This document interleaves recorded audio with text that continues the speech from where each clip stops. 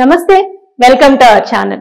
ప్రస్తుతం మనతో ప్రముఖ ఆధ్యాత్మికవేత్త, పంచాంగకర్త, ఆస్ట్రాలజీలో పిహెచ్డి చేసిన డాక్టర్ సుందరి ప్రక్ష గారు ఉన్నారు. వారితో మాట్లాడదాం. నమస్తే మేడం. నమస్తే అమ్మా. మేడం, సంఖ్యాశాస్త్రంలో మనం నెంబర్ సిరీస్ ప్రకారం చూస్తూ 2025 వాళ్ళకి ఎలా ఉంటుంది అనే సిరీస్ లో భాగంగా మనం ఇప్పుడు 8వ నెంబర్ గురించి అండి, 8, 17, 26 దీనిలో చూస్తే కనుక ఈ నెంబర్ సిరీస్ ఉన్న వాళ్ళకి 2025 ఎలా ఉంది, అలాగే వారి లక్షణాలు ఎలా ఉంటాయి అనేది చెప్పండి మేడం. సహజంగా మనం న్యూమరాలజీ ప్రకారం డేట్ ఆఫ్ బర్త్ ప్రకారం తీసుకుంటాం. ఇప్పుడు 8వ నెంబర్ స్ట్రైట్ అవే 8వ నెంబర్. ఇప్పుడు 17 1+7 అంటే రవి కేతు రెండు ఫలితాలు కలిసి 8 వస్తుంది. ఈ రెండు ప్రభావం కూడా ఉంటుంది వీళ్ళ మీద. అలాగే 26 అంటే చంద్రుడు శుక్రుడు కలిసి శని. అంటే ఈ 26లో పుట్టిన వాళ్ళ మీద చంద్రుడు ఫలితం, శుక్రుడు ఫలితం, శని ఫలితం. అంటే లక్షణాల్లో చిన్నపాటి వేరియేషన్ వస్తుంది. టోటల్ గా మనం తెలుసుకున్న వీళ్ళ నెంబర్ బర్త్ నెంబర్ 8 అయినప్పటికీ ఏ నెలలో కూడా ఈ డేట్స్ లో పుట్టిన వాళ్ళు 8వ తారీఖు 17, 26. అలాగే వీళ్ళ బర్త్ డేట్ కూడా మొత్తం అంటే బర్త్ డేట్ అంటే పుట్టిన తేదీ, నెల, సంవత్సరం ఈ మొత్తం కూడినప్పుడు కూడా వచ్చే నెంబర్ కూడా 8 అయితే కనుక వాళ్ళందరికి కూడా ఇవే లక్షణాలు ఉంటాయి. 8 నెంబరే చెప్తాం న్యూమరాలజీ ప్రకారం. వాళ్ళ నెంబర్ ఈజ్ 8. కానీ 8 స్టేట్ కి 17కి 26కి చిన్న చిన్న వేరియేషన్స్ ఉంటాయి. మొత్తం ఓవర్ 8 ఉన్నా కూడా. ముఖ్యంగా ఈ శని భగవాన్ అధిపతి శని. శని అంటే తెలుసు మనందరూ కర్మకారకుడు, నీతి నియమాలకు పెట్టింది పేరు. అంటే ఒక క్రమశిక్షణ అన్న లక్షణం శని భగవాన్ అంటేనే అందరికీ తెలుసు. సామధాన భేద దండోపాయాలు ఉపయోగించి మరి ఎల్లినడిలో అందరి చేత చేయిస్తాడు. చేయకపోతే నువ్వు చేస్తావా నన్ను చేయమంటావా అనే నేచర్ ఉంటుంది అన్నమాట వీళ్ళకి. నువ్వు మారుస్తావా నన్ను మార్చమంటావా. సో అధిపతి శని వీళ్ళకి. సహజంగా వీళ్ళు ఏంటంటే నీతి నియమాలు చక్కగా ఉంటాయి, వీళ్ళకి ఎక్కువగా ఉంటాయి. కానీ నిదానమే ప్రధానం. శని అంటేనే మందుడు, నెమ్మదిగా చేస్తారు. నిదానం ప్రధానం అన్నమాట వీళ్ళకి. అన్ని లేట్ గా జరుగుతాయి జీవితంలో కూడా, అన్ని నెమ్మదిగా ఉంటాయి. సహజంగా వీళ్ళంటే ఒంటరితనాన్ని ఎక్కువగా ఇష్టపడుతుంటారు. సహజంగా పెద్ద అంతతో కలవటం ఏదో చేసేసుకుంటారు. శని అంటే అలాంటి వాటికి దూరంగా ఉంటాడు. కాబట్టి ఒంటరితనం ఎక్కువగా ఇష్టంగా ఉంటుంది వీళ్ళకి. అలాగే వీళ్ళు ఏంటంటే మంత్రశాస్త్రం మీద మంచి ఆసక్తి ఉంటుంది వీళ్ళకి. మంత్రశాస్త్రం మీద చాలా ఎక్కువగా ఉంటుంది. ప్రేమ వ్యవహారాలు అంతగా అనుకూలించవు వీళ్ళకి. వీళ్ళు కొంచెం టచ్ మీ నాట్ అంటే ఉంటారు. కానీ మంచి సహనం, పేషెన్స్, నిదానం కదా, చాలా అన్ని పనులు నిదానంగా పేషెన్స్ గా చేస్తారు అన్నమాట. మొత్తం మీద అంటే కష్టపడే మనస్తత్వం ఎక్కువ ఉంటుంది వీళ్ళకి. కష్టపడితేనే అన్ని లభిస్తాయి. శ్రామికంగా ఎక్కువ ఇష్టపడతారు. శ్రామికులకి వీళ్ళందరికీ శని భగవాన్ అధిపతి కాబట్టి కష్టపడే నేచర్ చాలా ఎక్కువ ఉంది. కష్టపడాలి కూడా, పడతారు. నడక, వ్యాయామాలు, క్రమశిక్షణ ఇవన్నీ కూడా వీళ్ళ సొంతం అని చెప్పచ్చు. ఒక రకంగా చెప్పాలంటే బద్ధకం కూడా ఉంటుంది సేమ్ టైం. నిదానం బద్ధకం కూడా ఎక్కువ, శనికి బద్ధకం కూడా ఎక్కువ ఉంటుంది. ఇక్కడ మనం ఇప్పుడు 20 సంవత్సరం గురించి చెప్పుకుంటాం. ఈ 20 సంవత్సరంలో ఈ 8వ నెంబర్ వాళ్ళ మీద ఏ నెంబర్ల ప్రభావం మనం ఎక్కువగా ఉంటుంది అని చూస్తే కనుక 8వ నెంబరు 9, 1, 7, 5 ఈ సంఖ్యల ప్రభావం చాలా ఎక్కువగా ఉంటుంది వీళ్ళ మీద. అంటే ఈ గ్రహాలు సంబంధించిన విషయాలు ఎక్కువగా జరుగుతూ ఉంటాయి వీళ్ళకి. ఓవరాల్ గా చూస్తే మిశ్రమ ఫలితాలే ఉన్నాయి 20-25 వీళ్ళకి. ఎందుకంటే కుజుడికి శనికి అంత ఈయనేమో కొంచెం ఒకసారి బతకంగా కూడా ఉంటాడు. కుజుడేమో ఉద్రేకం, తొందరపాటు, ఫాస్ట్ గా అయిపోవాలి, ఏ పనైనా ఇమీడియట్ గా అయిపోవాలి, దూసుకెళ్ళిపోతూ ఉంటాడు, ఆగడు.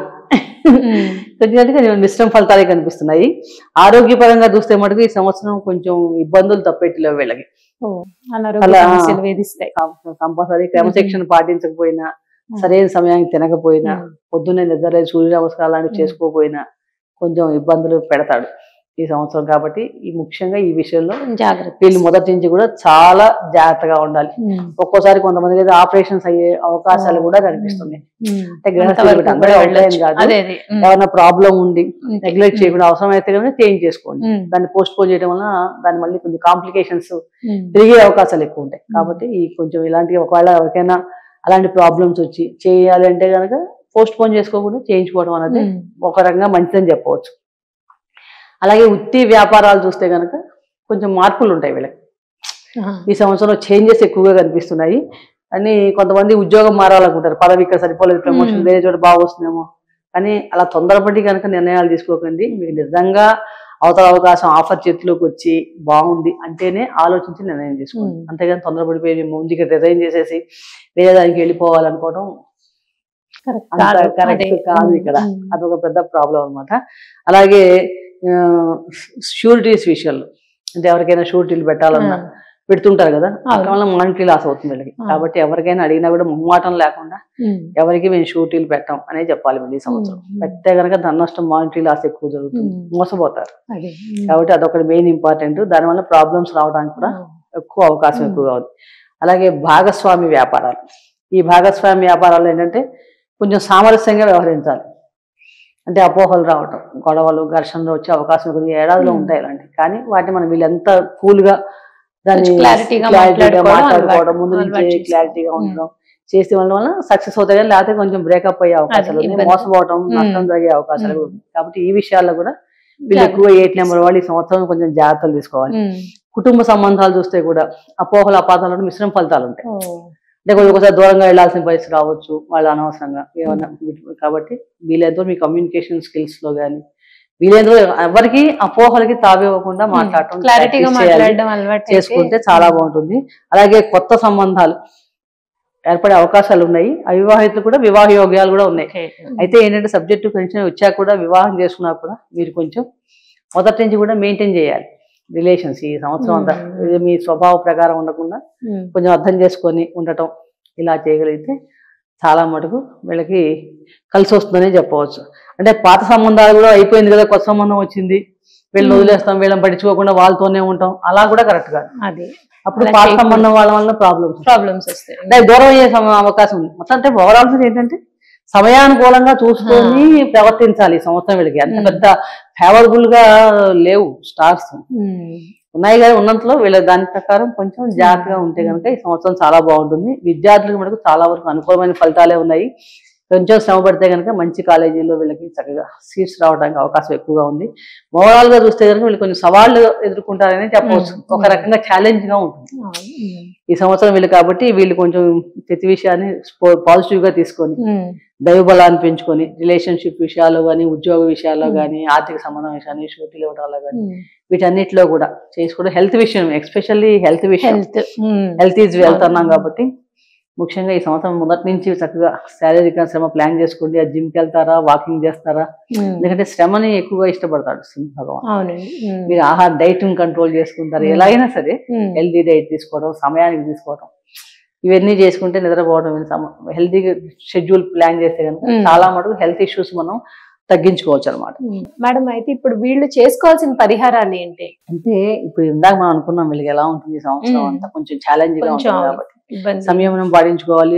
అలా నిరాశపడే అవసరం లేదు. వీళ్ళు కొంచెం ప్రయత్నం చేసి జాగ్రత్త చేసుకుంటే ముందు నుంచి ప్లాన్ చేసి మనం చెప్పుకునేది తెలుసుకునేది అందుకోసం కదా. అంటే మొదటి నుంచి ఎలా ఉంటే దాన్ని ఎలా చేసుకోవచ్చు, ఏ మంత్ లో మనం ఏ విషయాల మీద కాన్సన్ట్రేట్ చేయాలి, ఏ విషయాల్లో ప్లాన్ చేసుకోవాలి, అది చూసుకోవడం ఫస్ట్ ఇంపార్టెంట్. అలాగే అట్ ద సేమ్ టైం మనకి దైవ బలం కూడా పెంచుకోవాలి. శివారాధన ఎక్కువ చేసుకోవాలి, శివుడికి అభిషేకం చేసుకోవడం కానీ శనివారం నాడు, అలాగే శివ పంచాక్షరి మంత్రం జపం చేసుకోవడమా, ఇలాంటివన్నీ ఎక్కువ చేసుకుని ఉండాలి.